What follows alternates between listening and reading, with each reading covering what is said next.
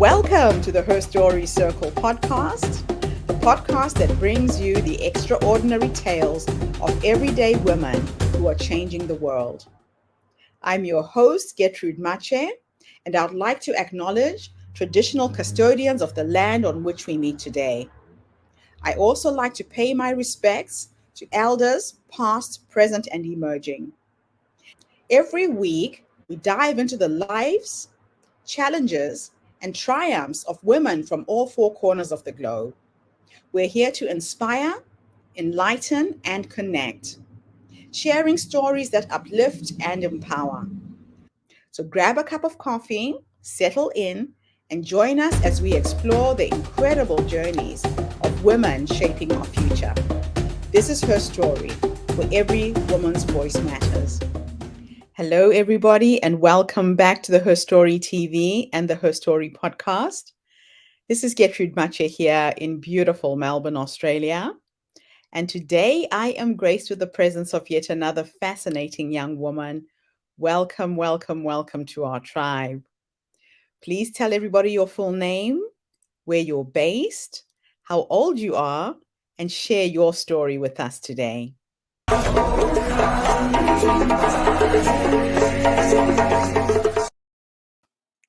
Hi there. Thank you, Gertrude, for the introduction.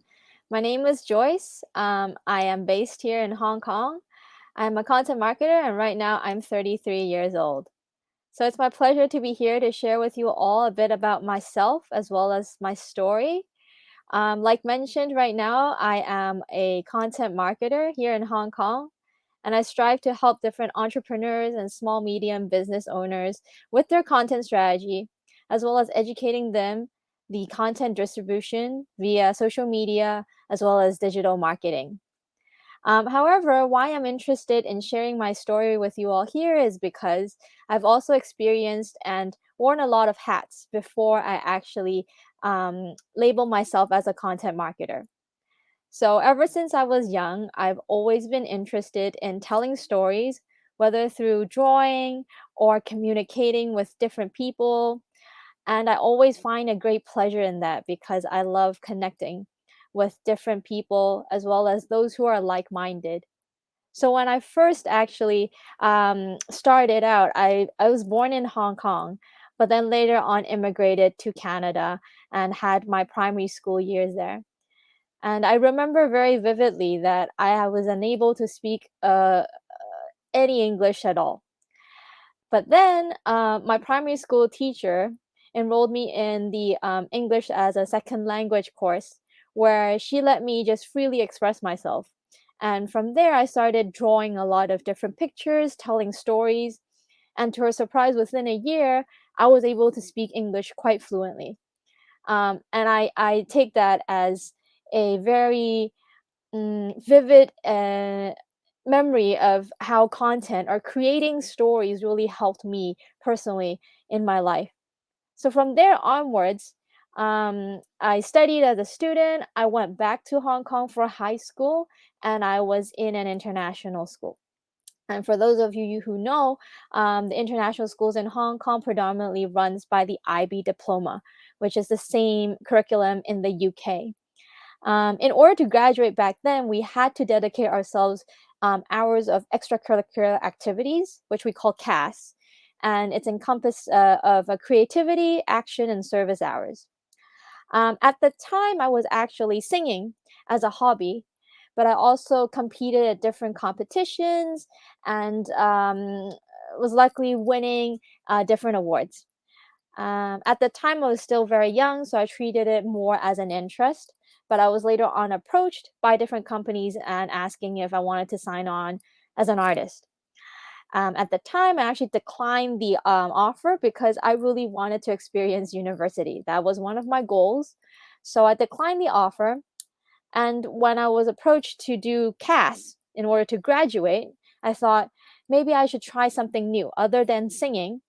So I followed some classmates, and they said, "Hey Joyce, there's dance lessons on offer, and we're all going there. Do you want to try and come?" And I said, "Sure, that would be very cool and very interesting." And in the high school years, that's when I first came in contact with dancing, and specifically hip hop and street dancing. And I took my first lesson, didn't think much about it, but then I was instantly hooked.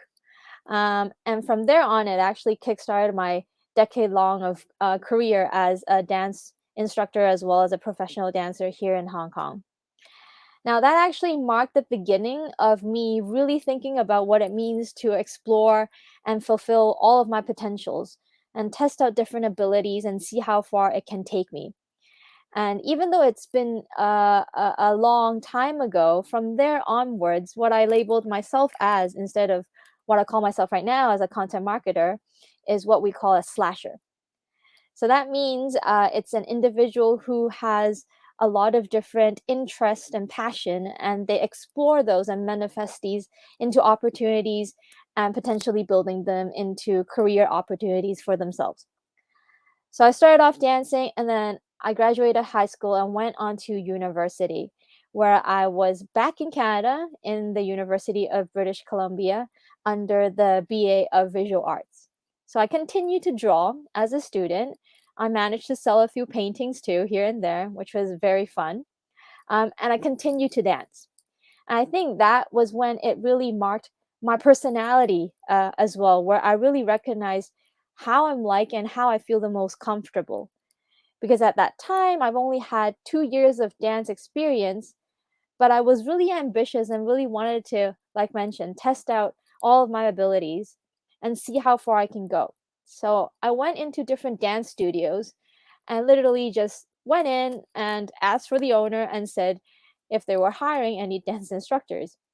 Now, mind you, I only had 2 years of experience back then, so I did. Now that I think about it, I don't know where I had the courage to do so. But the boss then said, "Okay, well, I don't really know you. Do you have any experience?" And I said, "No." And he said, "Okay, well, why don't we do this?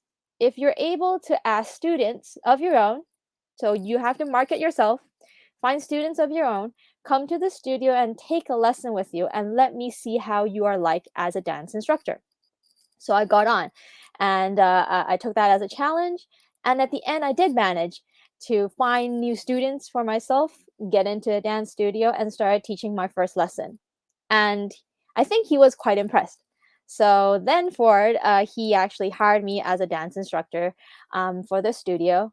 And when different performances arose, he also hired me and asked me to dance for the company. Now then, I was a student slash a dancer and a dance instructor. And that continued throughout my university years. Uh, and after I graduated, I decided to go back to Hong Kong and continue.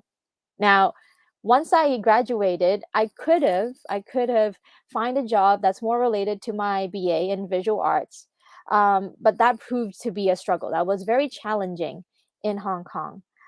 Visual arts was still a kind of a niche program in Hong Kong, and there wasn't a lot of people who had jobs that required my expertise and my knowledge back then in visual arts, art history, so on and so forth. So I continued to dance, teach, and set myself the goal that in Hong Kong, I would want to be able to perform on, at the time, the largest stage, which is the Hong Kong Hong Kong Coliseum. And then I strived for that goal. But at the same time, I was struggling to survive. I needed to have enough income to support myself as well as hopefully, support my family as well. So then I had to come up with other opportunities, and I started looking through job search websites and tried to match my capabilities with opportunities out there. And I ended up finding a role, which was a writing role in an online street fashion and culture magazine. I sent my CV, I went for the interview, everything went well. But the interviewer said, "Joyce, we really like you as a person and your personality, your background. You're very creative, but you don't have any experience. So sadly, we cannot hire you." Now, up to this point, if you remember my first example of how I just stomped in the dance studio, I didn't treat that as a no. So I saw that as an opportunity instead. And overnight, I started my own website, which is an arts and culture website called stuffs.com. And I started writing on my own. I started creating my own experiences, doing my own articles, and I started sending those articles to the HR department of that company. And over around 2 months or so, they said, okay, Joyce, you're very persistent, and we see that you have grown throughout the hiring process, and we're happy to give you the job. So I actually got the job there. And then I became the writer slash dancer person in this company. Now, fast forward, after that, I actually went on to several different roles, including becoming a reporter, an editor, and then working in-house as a social media manager, creating viral videos, and ultimately landing me as the content director at a advertising agency. During that time, throughout all of these full-time jobs, I continued to dance. And luckily, I actually managed to achieve my goal of stepping on that stage, the Hong Kong Coliseum, as a dancer. Um, for me, it really made a lot of sense. However, it was not easy. All of these things that I wanted to do were driven by my passion, but at the same time, also, I had to work very hard for it. And at the time, there was a rise of social media, the internet, and I realized that if I were to want to attract all these opportunities in order to pursue all of my passion, I had to tell people about myself. And that's where it really landed me here, where I really believe in the impact of content creation. Not so much as to brag or promote yourself in such a way, but to really express yourself through the content that you create online. And it really does attract other like-minded individuals to remember you or recall you when any opportunities arise.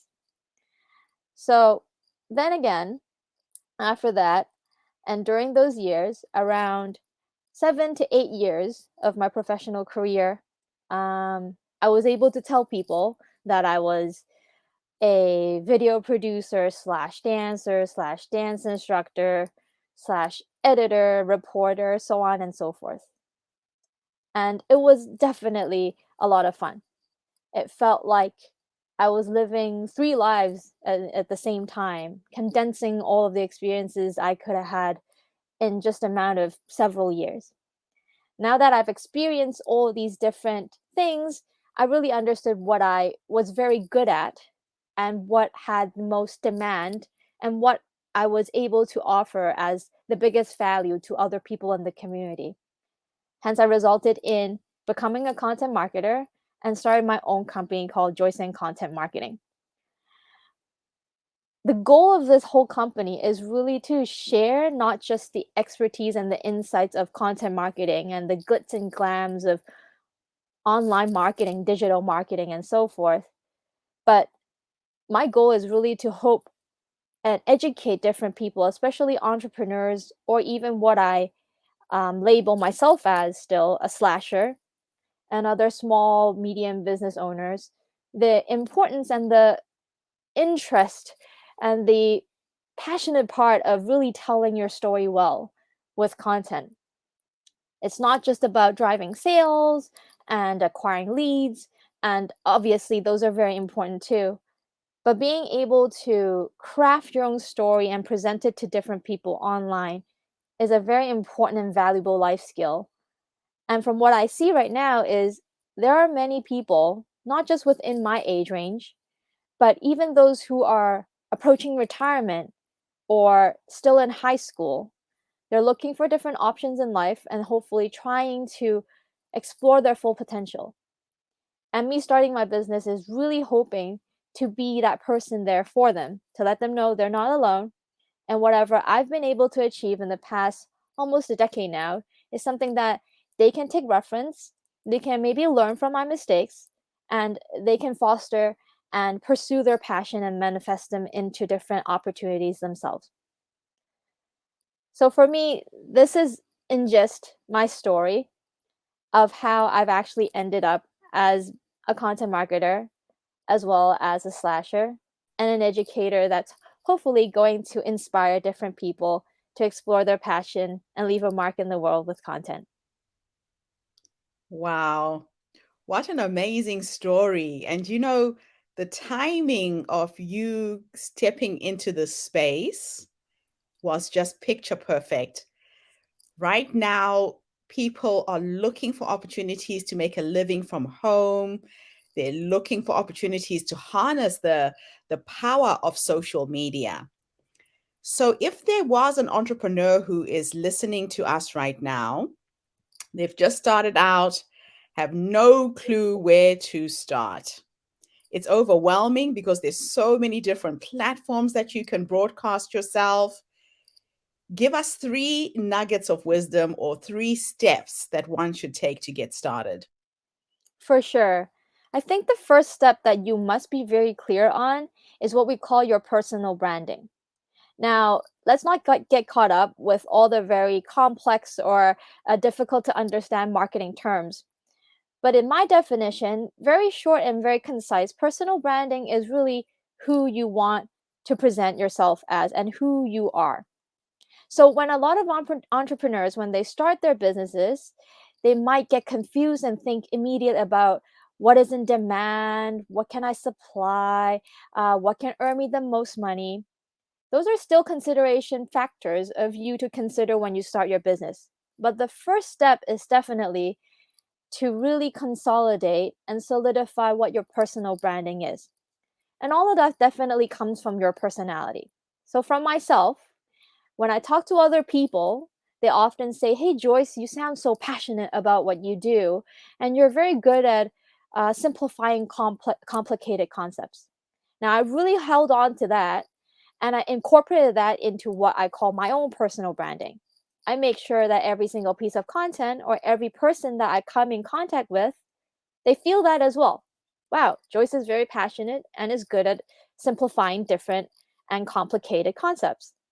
So that would be the first step that I suggest. Really lock down your personal branding, what you're able to offer, despite of what the market seems like they want. There's definitely going to be people who resonate with what you have on offer. So don't just follow trends. Be who you are and stay authentic. Now, the second thing is to understand your target audiences. Now, again, let's not get too technical about this here, but one of the things that I often tell my mentees, so I host mentorship programs as well for entrepreneurs and slashers who are hoping to start their own business or are struggling with their own businesses. The simple question that I ask them most of the time is, if you were to describe and imagine your perfect best friend, how would he or she be like? Are they somebody who's open minded? Are they somebody who can give you very straightforward criticisms? Are they somebody who is very friendly? Are they somebody who loves the outdoor, extroverted, introverted? Come up with a list of people that you think is the perfect fit with you. And at the end of the list, most of the time, what you would find is that actually builds a persona of the target audience that you want to and be reaching out to. So, of course, there's a technical way of doing a lot of market research and doing a lot of different online research to find these behaviors. But the easiest way for an entrepreneur to start off is imagine that. Who would be your perfect best friend? How would they be like? And use those qualities to identify and build your target audience persona. Now, the third thing is to align those two. So, your personal branding, who you are, what you stand for, and your target audience persona, how are these people that you want to attract are like? And then categorize them and align them and find out what content best fit them. So, for an example, let's just say you're like me, somebody who's very passionate, somebody who loves teaching other people, sharing ideas, and the best friend persona that you identified is somebody who is not very concentrated or focused on just driving revenue and profit, but somebody who truly wants to explore their full potential and learn. Now, in that sense, it would become very straightforward and very natural to create content that's revolving around those ideas, right? Creating content that tells people about how to explore your full potential, what experiences you have had when you have struggled with pursuing different passions? What is the behind the scenes of your success or of your failures, of your achievements and struggles? And use those content to attract these people that you have identified. So it's really about identifying your personal branding, your target audience persona, and trying to align them together to figure out what content you should produce for them. And the last tip within these 3 steps is stay true to that strategy. Don't get carried over and think, oh, right now people are getting very famous and popular in making simple tutorials or reaction videos. Maybe I should do all of that stuff. There's no way for us to do every single thing. You can explore with formats. However, your subject matter and the idea and the concept of your content should stay true to what we've just mentioned. And that should clear up a lot of confusion and make you start off on a better foot when it comes to creating content online. Fantastic. Very, very practical solutions there. Now, everybody wants to get a video to go viral. What is the formula to viral videos? What makes these videos spread throughout the internet? How can one start in putting together a video that can go viral? Now, viral videos, back in my day when I was still working as a video producer, there's definitely a formula to it. Now, considering algorithms, platforms, behaviors have all changed so much in the recent years, what I can offer are patterns and frameworks and ideas for you to brainstorm concepts for your video in hopes that they might go viral. Now, the first thing that most people kind of oversee is you have to have a healthy account. So a lot of people believe I can just create a piece of content, a video, I'll get it out in the world and it'll be well received as long as it's good quality, as long as it resonates with people. However, most people forget that it's being hosted on a channel or a platform that you do not own. So you actually have to know how to play the game well first. For example, if you're trying to get a video viral on YouTube, you really need to make sure your YouTube account is healthy in the sense that all of your bios are well put together, your links that you want people to land on are there, you have your banner images, your thumbnails are well thought out, you have all the alt text and the descriptions and the titles that make sense on that platform so that that platform also recognizes your content. That's definitely the first step in creating even any sort of content, despite the goal of it being viral or not, a healthy account. Second thing, when it comes to creating or wanting to create a viral video, you must understand very, very well the user and the target audience you're trying to get at. The easier way to get viral is honestly find your niche. Don't try and cater to every single person out there. Find that niche of people. Let's just imagine it being 100 people that are very, very, very relevant to the content that you're producing. Now, for example, for myself, let's just say I'm somebody who studied abroad, but I would label myself as still a Hong Konger. I'm from Hong Kong, right? So my experiences as a student abroad, somebody who specifically went to Canada, somebody who came back to Hong Kong to work, that's what that sort of specificality would be definitely very important for me to include in my content if I were to want to target a niche. Instead of just thinking about, oh, somebody who studied abroad might not be from Hong Kong, try and zoom in and figure out what that 100 people would be that would highly resonate with the content and the value you have to offer through video. Because once you hit those 100 people and they feel like, wow, you're speaking their language and you completely understand what they're looking for online, specifically on that platform, let's just say YouTube, then it's very likely they will share that video with their friends. They will share it on their own social media platform. That is actually the key of getting video content viral.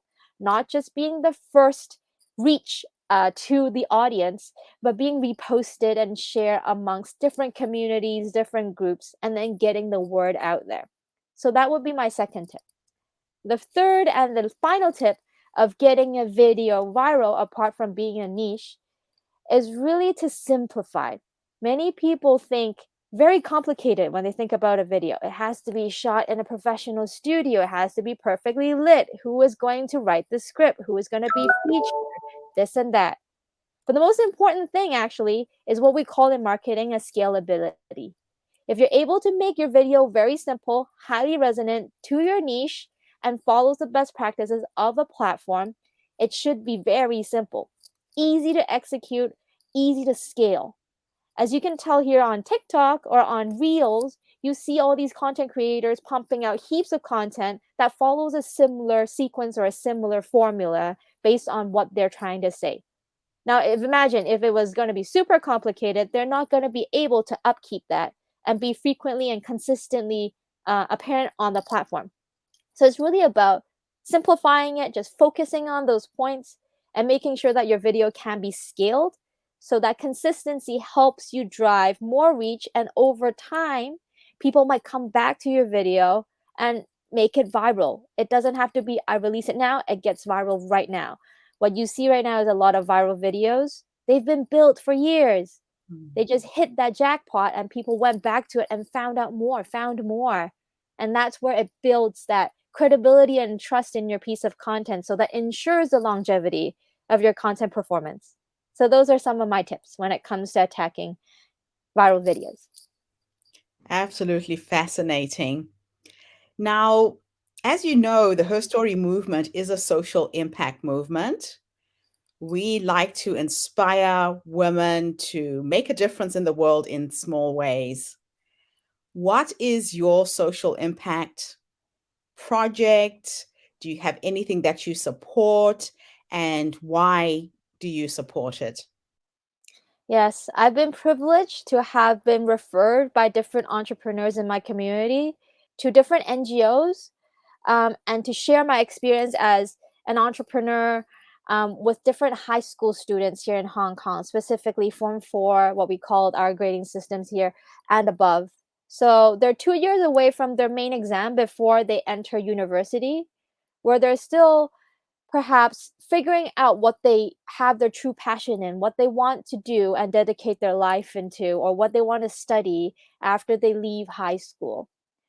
There are several different NGOs and different social enterprises that I work with, and volunteer to go to different high schools and share my experience or answer different questions that these high school youngsters have when it comes to career planning, interviewing, looking for a job, or even specifically those who are interested in marketing, digital marketing, social media marketing, and content marketing.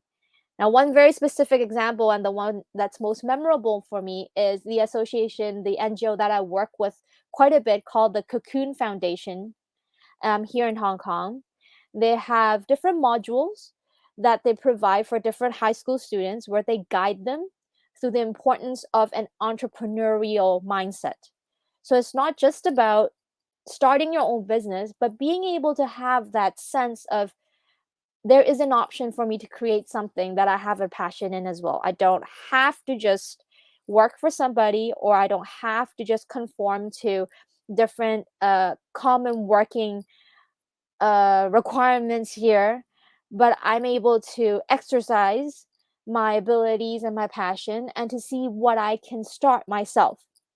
Now, that foundation has been um, highly interesting for me, because I was able to be in touch with a lot of different, very amazing young people here in Hong Kong, and I've constantly being amazed by how dedicated they are in trying to do things that expresses their own passion. So, for example, some of them have countless roles already just as a high school student, being the committee member, leadership, group leaders. They started different associations or communities where they bond with different youngsters, perhaps under activities that they like.